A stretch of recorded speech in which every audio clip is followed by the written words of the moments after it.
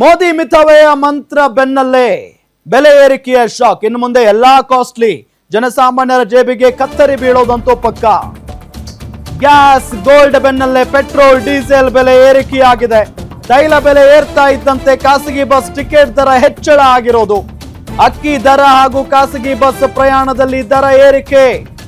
ನೋಡಿ, ಅಕ್ಕಿ ಹಾಗೂ ಖಾಸಗಿ ಬಸ್ ಪ್ರಯಾಣ ದರದಲ್ಲಿ ಏರಿಕೆ ಆಗ್ತಾ ಇರೋದು. ಸರಕು ಸಾಗಾಟಗಳ ಮೇಲಿನ ಬೆಲೆಯೂ ಏರಿಕೆಯಾಗುತ್ತಾ ಅನ್ನೋ ಪ್ರಶ್ನೆ ಖಂಡಿತವಾಗಿಯೂ ಕೂಡ ಆಗುತ್ತೆ. ಇದು ಒಂದಕ್ಕೊಂದು ಚೈನ್ ಲಿಂಕ್.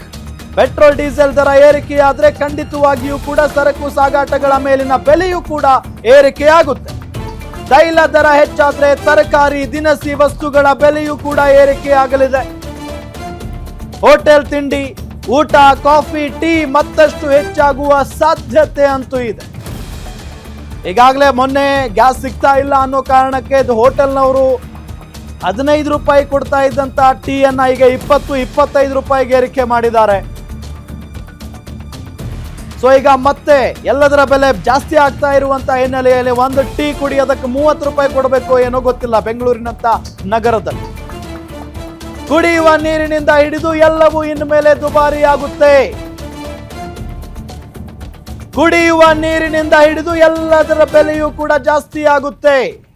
ಮೊನ್ನೆ ತಾನೇ ಮೋದಿಯವರು ಮಿತವ್ಯಯದ ಮಂತ್ರವನ್ನ ಜಪಿಸಿದ್ರು. ವಿದೇಶಕ್ಕೆ ಹೋಗೋರು ಸ್ವಲ್ಪ ಕಾಯಿರಿ, ಚಿನ್ನ ಖರೀದಿ ಮಾಡಬೇಕು ಅನ್ನೋರು 1 ವರ್ಷ ತಾಳ್ಮೆಯಿಂದ ಇರಿ, 1 ವರ್ಷ ಖರೀದಿ ಮಾಡಬೇಡಿ. ಸೊ ಆದಷ್ಟು ಎಲೆಕ್ಟ್ರಿಕ್ ವೆಹಿಕಲ್ಗಳನ್ನೇ ಬಳಸಿ, ಪೆಟ್ರೋಲ್ ಡೀಸೆಲ್ ವೆಹಿಕಲ್ಗಳನ್ನ ಜಾಸ್ತಿ ಬಳಸೋದಕ್ಕೆ ಹೋಗಬೇಡಿ. ಸಾರಿಗೆ ಅಥವಾ ಸಾರ್ವಜನಿಕ ಸಾರಿಗೆಗಳನ್ನು ಹೆಚ್ಚಾಗಿ ಬಳಸಿ. ಈ ರೀತಿ ಆಗಲ್ಲ. ಪ್ರಧಾನಿ ಮೋದಿ ಅವರು ಕರೆಯನ್ನ ಕೊಟ್ಟಿದ್ರು ಜನರಿಗೆ. ಅದರ ಬೆನ್ನಲ್ಲೇ ಈಗ ಪೆಟ್ರೋಲ್ ಡೀಸೆಲ್ ಬೆಲೆಯೂ ಕೂಡ ಏರಿಕೆಯಾಗಿದೆ. ನಿಮಗೆ ನಾವು ಸ್ಕ್ರೀನ್ ನಲ್ಲಿ ತೋರಿಸ್ತಾ ಇದ್ದೀವಿ ಯಾವ್ಯಾವ ರಾಜ್ಯದಲ್ಲಿ ಲೀಟರ್ಗೆ ಎಷ್ಟೆಷ್ಟು ದರ ಏರಿಕೆಯಾಗಿದೆ, ಈಗ ಎಷ್ಟು ದರ ಇದೆ ಅಂತ ಹೇಳಿ, ಪೆಟ್ರೋಲ್ ಡೀಸೆಲ್ ಬೆಲೆ. ಸೊ ಅದೇ ರೀತಿಯಾಗಿ ಒಂದಕ್ಕೊಂದು ಚೈನ್ ಲಿಂಕ್ ಇರುತ್ತೆ. ಈಗ ಪೆಟ್ರೋಲ್ ಡೀಸೆಲ್ ಬೆಲೆ ಜಾಸ್ತಿ ಆಗಿರುವಂತಹ ಹಿನ್ನೆಲೆಯಲ್ಲಿ ಸಹಜವಾಗಿ ವಾಹನ ಸವಾರರು ಅಥವಾ ಖಾಸಗಿ ಬಸ್ನವರು ದರ ಏರಿಕೆ ಮಾಡ್ತಾರೆ. ಒಂದ್ ಕಡೆ ಗ್ಯಾಸ್, ಗೋಲ್ಡ್ ಏರಿಕೆ ಆಗಿದೆ. ಗ್ಯಾಸ್ ಸಿಲಿಂಡರ್ ಬೆಲೆ ಕೂಡ ಏರಿಕೆ ಆಗಿದೆ. ಗೋಲ್ಡ್ ಬೆಲೆ ಕೂಡ ಏರಿಕೆ ಆಗಿದೆ. ಇದರ ಬೆನ್ನಲ್ಲೇ ಪೆಟ್ರೋಲ್ ಡೀಸೆಲ್ ಬೆಲೆ ಕೂಡ ಏರಿಕೆ ಆಯಿತು. ಇದೇ ವಿಚಾರಕ್ಕೆ ಸಂಬಂಧಪಟ್ಟಂತೆ ಡೀಟೇಲ್ಸ್ ಕೊಡ್ತಾರೆ ನಮ್ಮ ಮೆಟ್ರೋ ಬ್ಯೂರೋ ಹೆಡ್ ಉಲ್ಲಾಸ್. ನೇರ ಸಂಪರ್ಕದಲ್ಲಿ ಜಾಯ್ನ್ ಆಗ್ತಾ ಇದ್ದಾರೆ. ಉಲ್ಲಾಸ್, ಯಾವುದೇ ಒಂದ್ರ ಬೆಲೆ ಜಾಸ್ತಿ ಆದ್ರೂ ಕೂಡ ಒಂದಕ್ಕೊಂದು ಚೈನ್ ಲಿಂಕ್ ಇದ್ದೇ ಇರುತ್ತೆ. ಅದರಲ್ಲೂ ಮೊನ್ನೆ ಗ್ಯಾಸ್ ಸಿಲಿಂಡರ್ ಬೆಲೆ ಏರಿಕೆ ಆಯಿತು, ಅದಾದ ನಂತರ ಗೋಲ್ಡ್ ಬೆಲೆ ಏರಿಕೆ ಆಯಿತು. ಈಗ ನೋಡಿದ್ರೆ ಎಲ್ಲದರ ದರ ಅಂದ್ರೆ ಪೆಟ್ರೋಲ್ ಡೀಸೆಲ್ ದರ ಏರಿಕೆ ಆಗ್ತಾ ಇದೆ. ಸೊ ಇದರಿಂದ ಇನ್ನೂ ಏನೇನು ಏರಿಕೆ ಆಗಬಹುದು?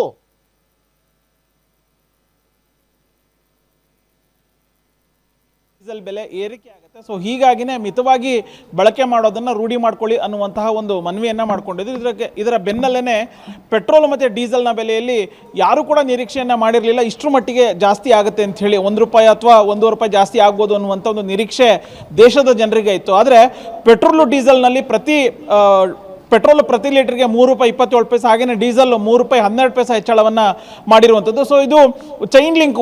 ಈಗ ಪೆಟ್ರೋಲು ಡೀಸೆಲ್ ರೇಟ್ ಜಾಸ್ತಿ ಆಗ್ತಾ ಹೋದಂತೆ ಸಾಗಾಟ ವೆಚ್ಚನೂ ಕೂಡ ಜಾಸ್ತಿ ಆಗುತ್ತೆ. ಇದಕ್ಕೆ ಹೊಂದ್ಕೊಂಡಂತೆ ಇರುವಂತಹ ತರಕಾರಿ ಬೆಲೆ ಆಗಿರ್ಬೋದು, ಹೋಟೆಲ್ನ ದರ ಆಗಿರ್ಬೋದು, ಪ್ರತಿಯೊಂದು ಬೆಲೆನೂ ಕೂಡ ಹೆಚ್ಚಳ ಆಗುವಂಥ ಸಾಧ್ಯತೆ ಇದೆ. ಈಗಾಗಲೇ ಚಿನ್ನದ ಬೆಲೆಯನ್ನು ಮತ್ತು ಕಮರ್ಷಿಯಲ್ ಸಿಲಿಂಡರ್ ಬೆಲೆಯನ್ನು ಈಗಾಗಲೇ ಕೇಂದ್ರ ಸರ್ಕಾರ ಹೆಚ್ಚಳ ಮಾಡುವಂಥ ಕೆಲಸವನ್ನು ಮಾಡಿತ್ತು.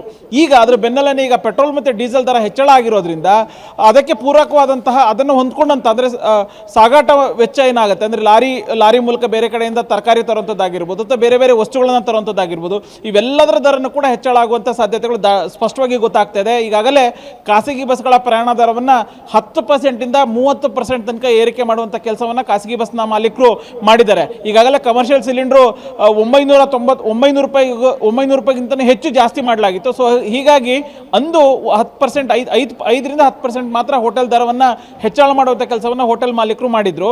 ಈಗ ಡೀಸೆಲ್ ದರ ಹೆಚ್ಚಳ ಆಗಿರೋದ್ರಿಂದ ಅಕ್ಕಿ ದರನು ಕೂಡ ಅಕ್ಕಿ ದರನೂ ಕೂಡ ಹೆಚ್ಚಳ ಆಗಿದೆ. ಆದರೆ 1 kgಗೆ 2 ರೂಪಾಯಿಂದ 5 ರೂಪಾಯಿ ತನಕನೂ ಕೂಡ ಹೆಚ್ಚಳ ಆಗಿದೆ. ಸೊ ಹೀಗಾಗಿ ಹೋಟೆಲ್ನ ತಿಂಡಿ ದರದಲ್ಲೂ ಕೂಡ ಏರಿಕೆ ಆಗುವಂಥ ಸಾಧ್ಯತೆಗಳಿದ್ದಾವೆ. ಅಡಿಗೆ ಎಣ್ಣೆ ಆಗಿರ್ಬೋದು, ಪ್ರತಿಯೊಂದರ ಬೆಲೆನೂ ಕೂಡ ಏರಿಕೆ ಆಗುವಂಥ ಸಾಧ್ಯತೆಗಳಿದ್ದಾವೆ. ಈಗ ಒಂದು ಬಾಕಿ ಉಳಿದಿರುವಂಥದ್ದು ರಾಜ್ಯದ 4 ಸಾರಿಗೆ ನಿಗಮಗಳ ಪ್ರಯಾಣ ದರವನ್ನು ಹೆಚ್ಚಳ ಮಾಡಬೇಕು ಅನ್ನುವಂಥ, ಹೆಚ್ಚಳ ಆಗುತ್ತಾ ಅನ್ನುವಂಥ ಒಂದು ಆತಂಕ ಇದೆ. ಸೊ ಮೂಲಗಳ ಪ್ರಕಾರ ಇನ್ನು 2 ಅಥವಾ 3 ದಿನಗಳಲ್ಲಿ ಸಾರಿಗೆ ಸಚಿವ ರಾಮಲಿಂಗಾರೆಡ್ಡಿ ಅವರ ನೇತೃತ್ವದಲ್ಲಿ ಒಂದು ಸಭೆ ನಡೆಯುತ್ತೆ. ಆ ಒಂದು ಸಭೆಯಲ್ಲಿ ಸರ್ಕಾರಿ ಒಡೆತನ ಅಂದರೆ ರಾಜ್ಯದ 4 ಸಾರಿಗೆ ನಿಗಮಗಳ ಪ್ರಯಾಣ ದರವನ್ನು ಏರಿಕೆ ಮಾಡುವಂಥ ನಿಟ್ಟಿನಲ್ಲಿ ಒಂದು ಮಹತ್ವವಾದಂಥ ಒಂದು ತೀರ್ಮಾನ ಆಗುತ್ತೆ ಅನ್ನುವಂಥದ್ದು ಸ್ಪಷ್ಟವಾಗಿ ಗೊತ್ತಾಗ್ತಾ ಇದೆ. ಎಲ್ಲೋ ಒಂದು ಕಡೆ ಮಧ್ಯಪ್ರಾಚ್ಯ ಯುದ್ಧ ಕಾರಣವನ್ನು ಕೊಟ್ಟು ಕೇಂದ್ರ ಸರ್ಕಾರ ಈ ರೀತಿಯಾಗಿ ದರವನ್ನು ಏರಿಕೆ ಮಾಡಲಾಗಿದೆ. ಪೆಟ್ರೋಲ್ ಬಂಕ್ನ ಮಾಲೀಕರು ಇನ್ನೊಂದು ಮಾತನ್ನು ಹೇಳ್ತಿದ್ದಾರೆ, ಇದು ಕೇವಲ ಇವತ್ತು ಮಾತ್ರ ಅಲ್ಲ, ಇನ್ನು ಮುಂಬರುವಂಥ ದಿನಗಳಲ್ಲಿ ಪ್ರತಿ ಲೀಟರ್ ಪೆಟ್ರೋಲ್ಗೆ ಈಗ 3 ರೂಪಾಯಿ 27 ಪೈಸೆ ಜಾಸ್ತಿ ಆಗಿದೆ, ಅದು 9 ರೂಪಾಯಿ ತನಕ ಕೂಡ ಏರಿಕೆ ಆಗುವಂಥ ಸಾಧ್ಯತೆಗಳಿದ್ದಾವೆ. ಹಾಗೆಯೇ ಡೀಸೆಲ್ ಕನಿಷ್ಠ ಇನ್ನೂ 12ರಿಂದ 13 ರೂಪಾಯಿ ಏರಿಕೆ ಆಗುವಂಥ ಸಾಧ್ಯತೆಗಳಿದ್ದಾವೆ ಅನ್ನುವಂಥ ಒಂದು ಮುನ್ಸೂಚನೆಯನ್ನು ಕೊಟ್ಟಿರುವಂಥದ್ದು. ಇದಕ್ಕೆ ಯಾಕೆಂತಂದರೆ ಈಗ ಹರ್ಮುಜ್ ಜಲಸಂಧಿಯಿಂದ ಬರ್ತಾ ಇರುವಂತಹ ಪೆಟ್ರೋಲಿಯಂ ಉತ್ಪನ್ನ ಏನಿದೆ ಅದು ಸಮರ್ಪಕವಾಗಿ ಬರ್ತಾ ಇಲ್ಲ, ಬಂದರೂ ಕೂಡ ಅದರ ಸಾಗಾಟ ವೆಚ್ಚ ಹೆಚ್ಚಾಗ್ತಾ ಇದೆ. ಸೊ ಹೀಗಾಗಿನೇ ಅನಿವಾರ್ಯವಾಗಿ ಎಲ್ಲ ಬೆಲೆಗಳನ್ನು ಕೂಡ ಏರಿಕೆ ಆಗ್ತಾ ಇದೆ.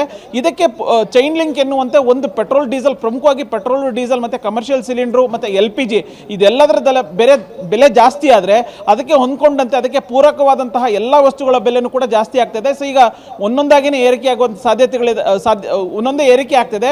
ಮುಂಬರುವಂಥ ದಿನಗಳಲ್ಲಿ ಮತ್ತಷ್ಟು ದುನಿಯಾ ದುಬಾರಿ ಆಗೋದ್ರಲ್ಲಿ ಯಾವುದೇ ಅನುಮಾನ ಇಲ್ಲ. ರಾಮ್, ಥ್ಯಾಂಕ್ ಯು ತಮ್ಮೆಲ್ಲ ಮಾಹಿತಿಗಾಗಿ.